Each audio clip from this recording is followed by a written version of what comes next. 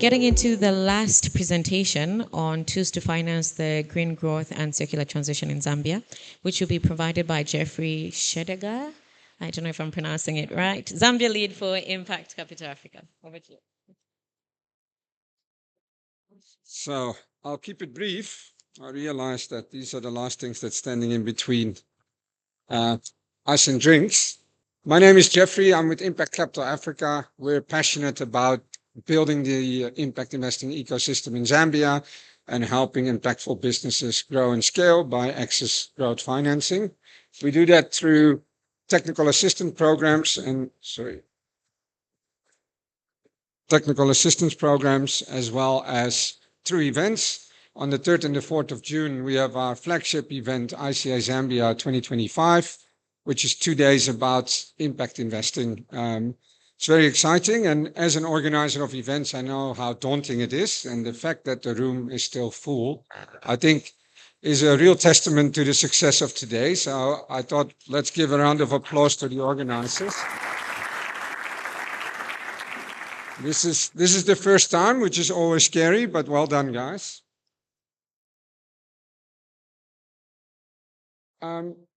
We've been talking about green economy and about circular economy the whole day, so I'll skip through this. As with many innovations and new developments, you require investment to kind of test it, grow it, take some risk, figure it out, etc. And although there is a lot of potential in the green economy and in these innovative models, there's a massive financing gap. So there's not enough funding available to get all of these innovations going and to kind of keep up with the pace of change that we need to achieve the SDGs.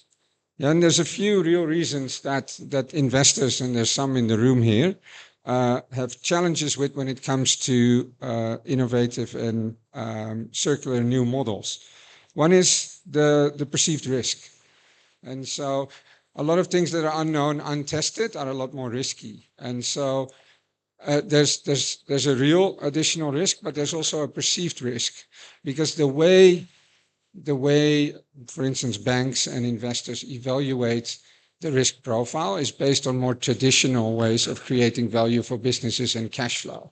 Whereas I think one of the gaps that we have today is still like not really valuing sort of the value of circular business models bring to the broader ecosystem and the cost of sort of not investing in that. And so CO2 offsets and the plastic offsets are ways where we try to do that. But I think there's still a lot of work needed to sort of capture the full value in a business model, because a lot of that, actually, these business models are helping all of us and so are creating value that they might not even charge for. So there's the higher perceived risk. When you start, often there's like very limited collateral. And so banks, when you want to get a loan, they just ask you, what is your collateral? Do you have a title deed? And so it's very hard to access that funding without that. Then the last one is the low investor understanding. So like I said, this is an evolving sort of ecosystem, and it's very, very new. And so for a lot of investors, it's still not entirely clear, what does circular mean?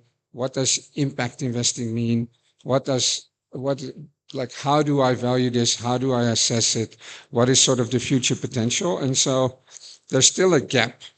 And as a result of all of this, there's a lot of great businesses and great ideas that unfortunately are stuck.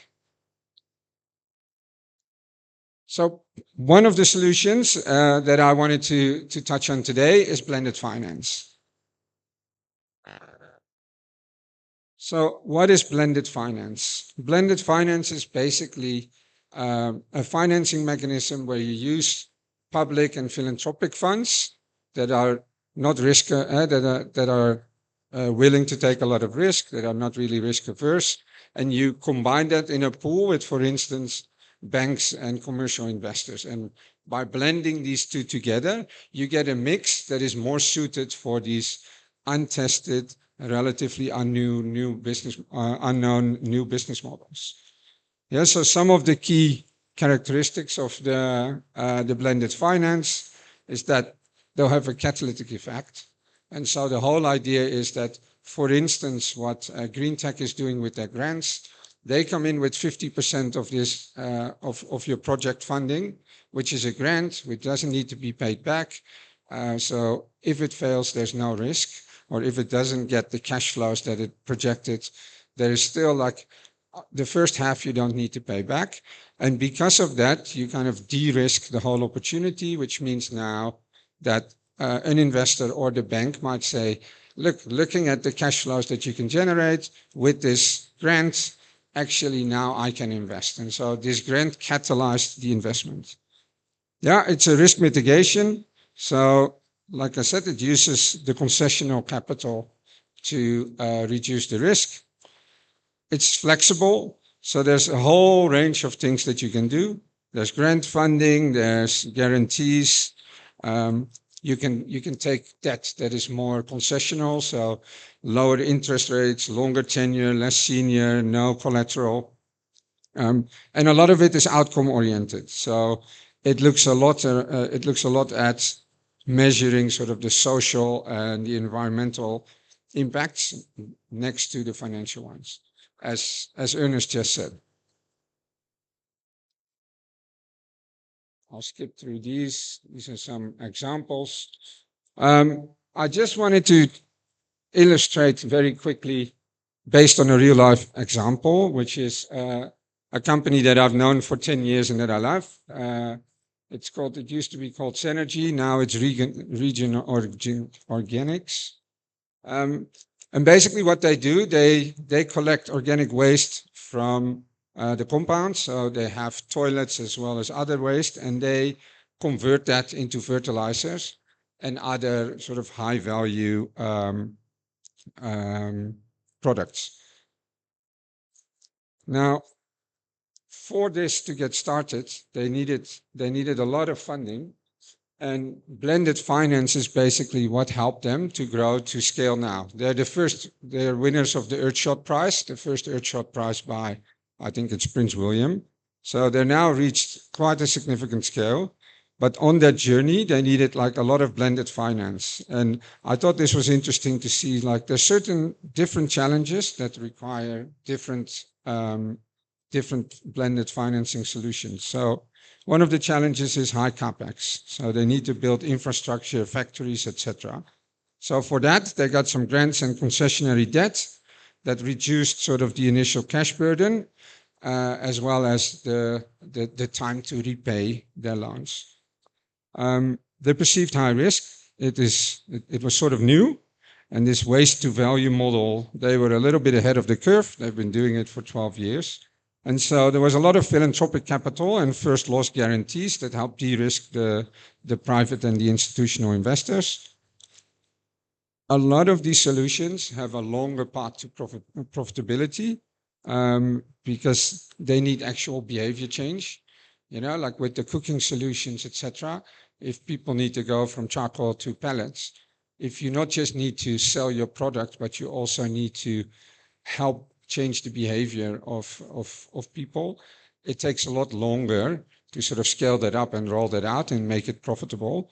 And so blended finance gave sort of that time and runway to refine the model and build the demand.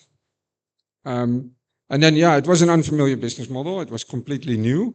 And so there was a lot of technical assistance to fine-tune basically all of the different aspects of what they do, as well as the behavior change needed. And that helped with sort of the visibility as well as the validation and the investor confidence. And so increasingly, this blended finance is a bit of a buzzword that you'll hear a lot at impact investing conferences, but it is really a new way of figuring out, like, how can we combine getting a financial return for investors with the need to develop new, untested, high impact, and potentially slightly slower scaling solutions.